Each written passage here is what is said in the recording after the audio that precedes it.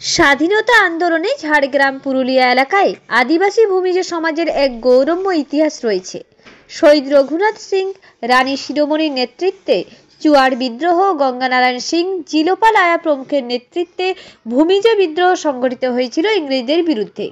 কিন্তু স্বাধীনতার পর থেকে ঝাড়গ্রাম কেন্দ্র সহ পশ্চিমবঙ্গের কোনো আসন থেকে কোনো জাতীয় রাজনৈতিক দলের পক্ষ থেকে লোকসভা নির্বাচনে আদিবাসী ভূমিজ সমাজের কাউকেই প্রার্থী করা হয়নি।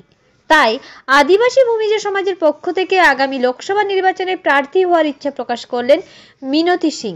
তার বাড়ি ঝাড়গ্রাম জেলায় বেলপাহাড়ি থানার তুলসীবনী গ্রামে। মিনতি সিং পেশায় স্কুল শিক্ষিকা। তিনি বর্তমানে পুরুলিয়ার আনাড়া এসি কলোনি এইচএস স্কুলে কর্মরত। তার স্বামী নেতাজি সিং সর্দার পেশায় চিকিৎসক। মিনতি সিং বর্তমানে ভারতীয় জনতা পার্টির সঙ্গে যুক্ত রয়েছেন। পুরুলিয়া শহরের দেশবন্ধু রোডে তার বর্তমান বাসভবনে শুক্রবার সাংবাদিকদের মুখোমুখি হয়ে মিনতি সিং আগামী লোকসভা নির্বাচনে বিজেপির প্রার্থী হয়ে নির্বাচনে প্রতিদ্বন্দ্বিতা করার ইচ্ছে প্রকাশ করেন। তিনি বলেন, ঝাড়গ্রামবাসী তাকে কাজ করার সুযোগ করে দিলে প্রধানমন্ত্রী নরেন্দ্র মোদীর আদর্শে এলাকার সার্বিক উন্নয়নে সামিল হতে চান। সমস্ত ঝাড়গ্রামবাসীদেরকে জানাই অনেক অনেক ভালোবাসা, নমস্কার এবং জোহার।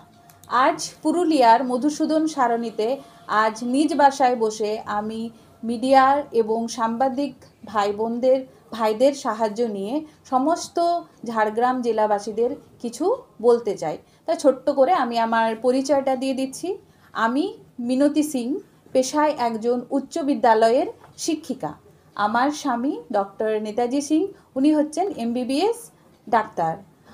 আমি ঝাড়গ্রাম জেলার বেলপাহাড়ি থানার তুলসীবনী গ্রামের একজন বাসিন্দা। সাথে সাথে আমি হচ্ছি একজন আদিবাসী ভূমিজ জনজাতির মহিলা। আর সাথে সাথে আমি বিজেপির কর্মী, একজন একনিষ্ঠ কর্মী।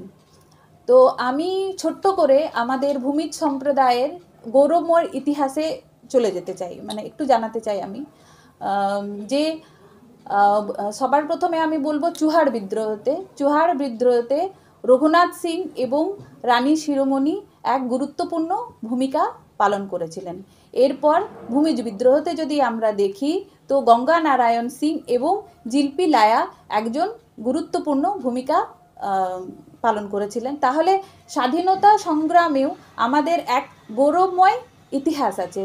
কিন্তু আমি আপনাদেরকে এটা জানাতে চাই যে এত গৌরবময় ইতিহাস থাকা সত্ত্বেও স্বাধীনতার এত বছর পরেও কোনো জাতীয় দল আমাদের ভূমিজ আদিবাসী গোষ্ঠী থেকে কোনো লোকসভা ইলেকশনে কোনো প্রার্থী দেয়নি। তাই আমি ভারতীয় জনতা পার্টিকে আবেদন করছি, আসন্ন লোকসভা ইলেকশনে আমাদের ভূমিজ জাতীয় গোষ্ঠী থেকে প্রার্থী দেওয়া হোক এবং ঝাড়গ্রাম জেলার উন্নয়নের জন্য, ঝাড়গ্রাম জেলার আদিবাসীদের উন্নয়নের জন্য এবং এখানের মহিলাদের উন্নয়নের জন্য, সব দিক থেকে স্বাস্থ্য, আপনার যোগাযোগ এবং শিক্ষা, সব দিক থেকে উন্নয়নের জন্য আমি আবেদন করছি যে এই গোষ্ঠী থেকে এবারে প্রার্থী দেওয়া হোক।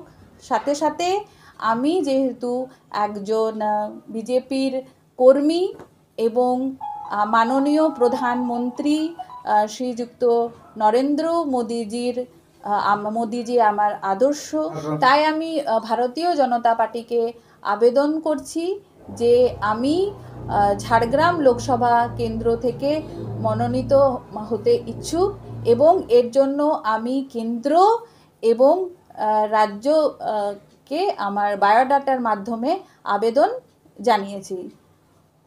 ঝাড়গ্রাম লোকসভা কেন্দ্রে আপনার দলেরই একজন রানিং সাংসদ রয়েছেন এবং আপনাদের সম্প্রদায়ের, সেই জায়গা থেকে আপনি কেন হতে চাইছেন ওই জায়গাটা? আমি ওখানে দেখুন, আমি শিক্ষকতার সাথে সাথে আমি এই জিনিসটা উপলব্ধি করেছি, যেহেতু ডাইরেক্ট ওই গ্রামের সাথে আমার সম্পর্ক আছে। এমন না যে আমি শহরে যাই, শহরের লোকের সাথে সম্পর্ক আছে, ওখানকার একদম নর্মাল মানুষদের সাথে আমার ওঠা বসা আছে। তো আমি ওখানে গিয়ে অনুভব করেছি যে অন্যান্য জেলা থেকে ওখানকার মহিলারা, লোকজনরা অনেক পিছিয়ে। সাথে সাথে ওখানকার আদিবাসী মহিলারা এখনও তারা জঙ্গল থেকে কাঠ সংগ্রহ করতে যায় এবং শিক্ষার হারও ওদের মধ্যে কম, এখনও তাদেরকে 18 বছরের নিচে বিয়ে দেওয়া হয়।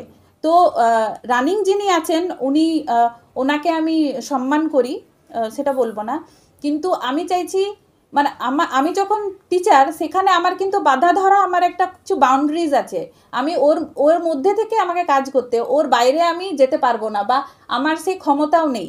কিন্তু যখন আমি একটা পদ পাওয়ার পাবো তখন আমার মনে হয় আমি আরও সচ্ছলভাবে তাদের জন্য কাজ করতে পারবো, আমার কাছে ক্ষমতা থাকবে, আমি তাদের স্বাস্থ্য নিয়ে, তাদের শিক্ষা নিয়ে, যোগাযোগ ব্যবস্থা নিয়ে, আরও অন্যান্য বিভিন্ন ধরনের যে সমস্যা আছে সেটাতে আমি সমস্যার সমাধান করতে পারবো।